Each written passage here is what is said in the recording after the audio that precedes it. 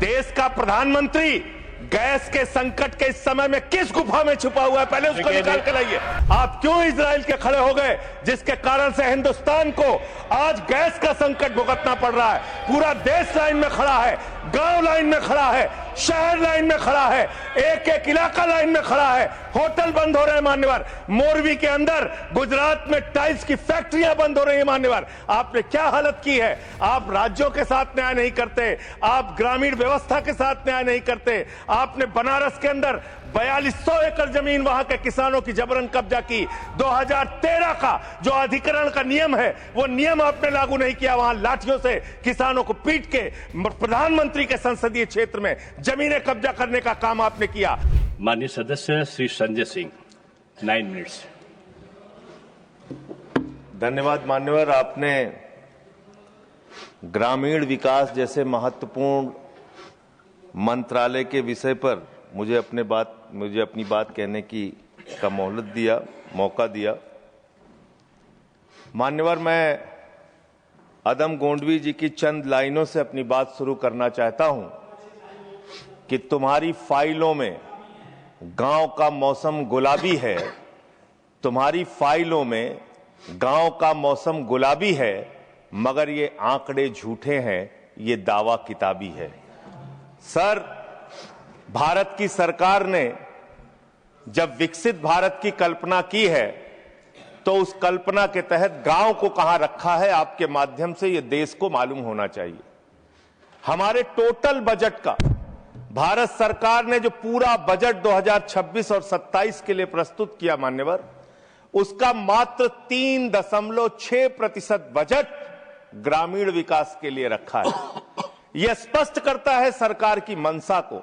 यह बताता है कि ग्रामीण विकास के लिए आपकी सोच क्या है, ग्रामीण व्यवस्था को आप कैसे संचालित करना चाहते हैं, कितना विकास वहां पर करना चाहते हैं। मान्यवर, बहुत सारी योजनाएं गांव के विकास के लिए चलाने का दावा सरकार की ओर से किया जाता है। उसमें से एक प्रमुख योजना है जिसका ढिंढोरा भारत की सरकार बार बार पीटती है, जल जीवन मिशन। जल जीवन मिशन, हर घर जल की योजना, हर घर जल की योजना। वो जल जीवन मिशन क्या है मान्यवर, जिसके ऊपर आप लाखों करोड़ रुपए अब तक खर्च कर चुके हैं। गांव गांव में पाइप से पानी पहुंचाने के नाम पे लोगों से आप पैसा लेंगे, वहां की जनता को मीटर लगा के पैसे की वसूली करेंगे, जो व्यवस्था पहले नहीं थी। उसके बाद आपने गांव गांव में सड़कों की खुदाई कर दी।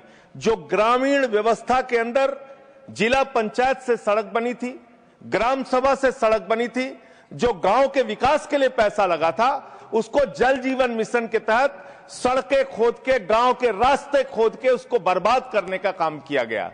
तो जल जीवन मिशन जन जीवन को अस्त व्यस्त कर रहा है। एक तो ये उस मिशन की खासियत है जो सरकार को सोचना और जानना चाहिए।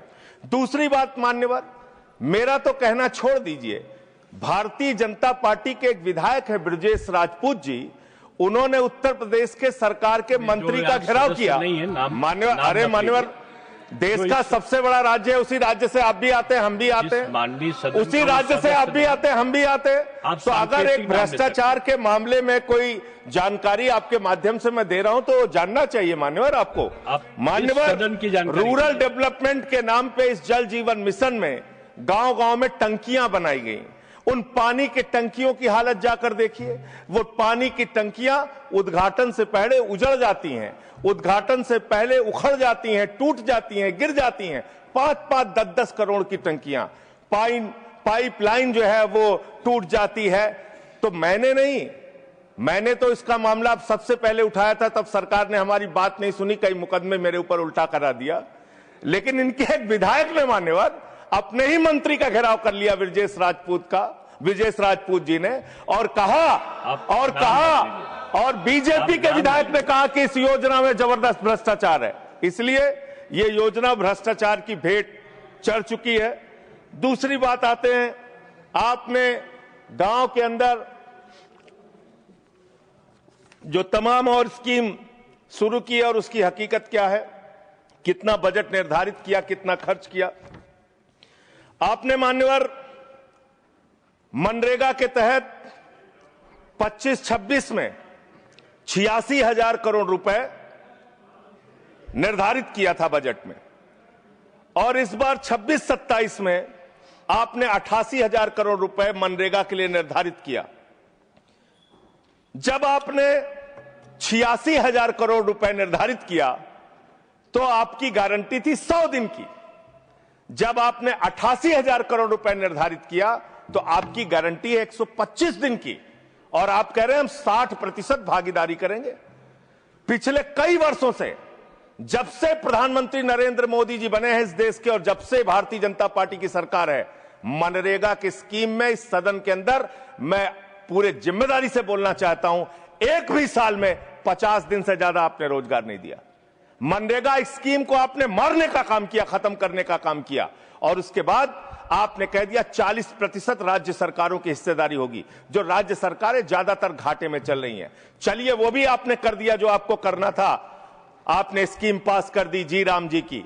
लेकिन मुझे आप जरा कृपा करके बताइए, आपके हिस्से का 125 दिन के हिसाब से रुपया बैठता है मंत्री जी 2 लाख करोड़ रुपए, तो आपने तो निर्धारित ही 88,000 करोड़ रुपए किया है। तो आप इस स्कीम में क्या सोचते हैं, क्या आपकी योजना है और कितना आप बजट निर्धारित करना चाहते हैं? यानी कि आपकी मंशा ही साफ नहीं है कि आप मनरेगा स्कीम को गांव-गांव तक चला सके।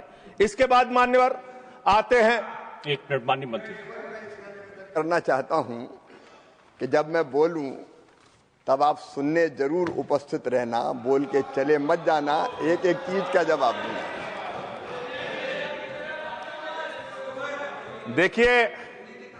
देखिए मान्यवर, देश का प्रधानमंत्री गैस के संकट के इस समय में किस गुफा में छुपा हुआ है, पहले उसको निकाल के लाइए। आप पहले उसको निकाल के लाइए। प्रधानमंत्री किस गुफा में छुपे हुए हैं? प्रधानमंत्री के बारे में आप हमारे ऊपर टिप्पणी कर रहे हैं, का प्रयोग नहीं करेंगे। आप हमारे ऊपर टिप्पणी कर रहे हैं। ये आप हमारे पूरा देश गैस की लाइनों में खड़ा है, यहाँ पर शामिल प्रधानमंत्री गुफा में छिपे हुए हैं।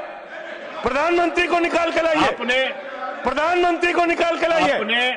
मुद्दों पे बात नहीं करेंगे। इस्तेमाल किया है, ये शब्द ठीक नहीं है। अरे मान्यवर, आप मेरा समय जा रहा है मान्यवर महोदय, मान्यवर मेरा समय जा रहा है, कृपा करके समय।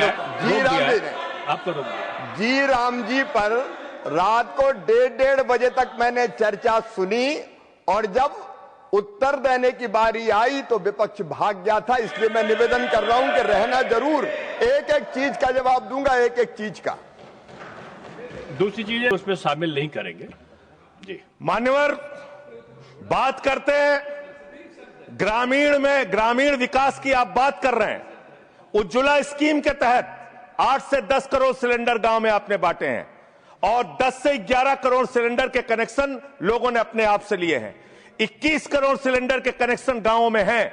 मैं आपके माध्यम से इस सरकार से पूछना चाहता हूं, मध्य एशिया के अंदर जो युद्ध चल रहा है इजराइल और अमेरिका और ईरान के बीच में, आप क्यों इजराइल के खड़े हो गए, जिसके कारण से हिंदुस्तान को आज गैस का संकट भुगतना पड़ रहा है? पूरा देश लाइन में खड़ा है, गांव लाइन में खड़ा है, शहर लाइन में खड़ा है, एक एक इलाका लाइन में खड़ा है।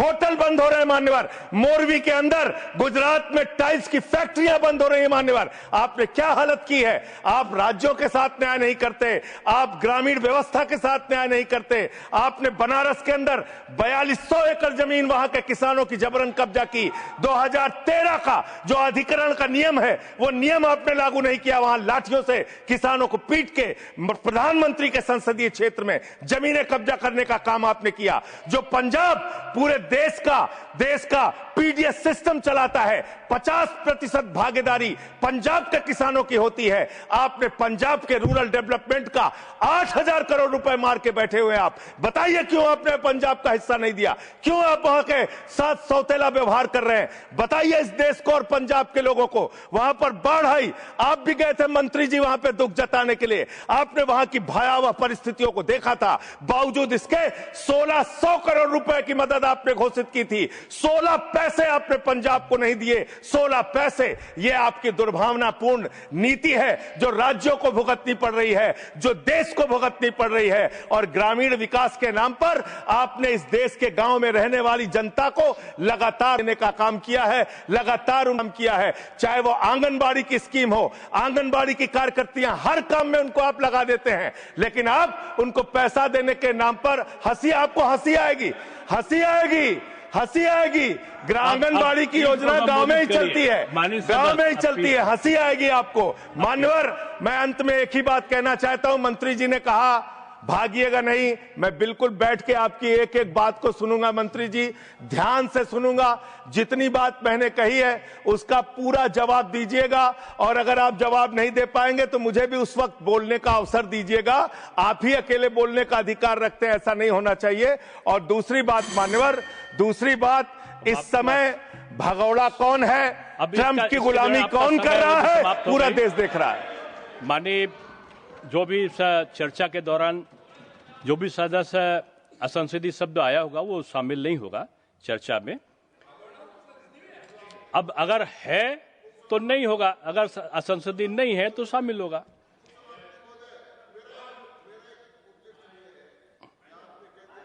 नहीं आएगा, लेकिन आजकल जो व्यवस्था है वो दूरसंचार के माध्यम से चली जाती है, इसलिए ये भी व्यवस्था होनी चाहिए कि जिसको रिकॉर्ड में नहीं लिया है वो बाहर भी नहीं जाएगा।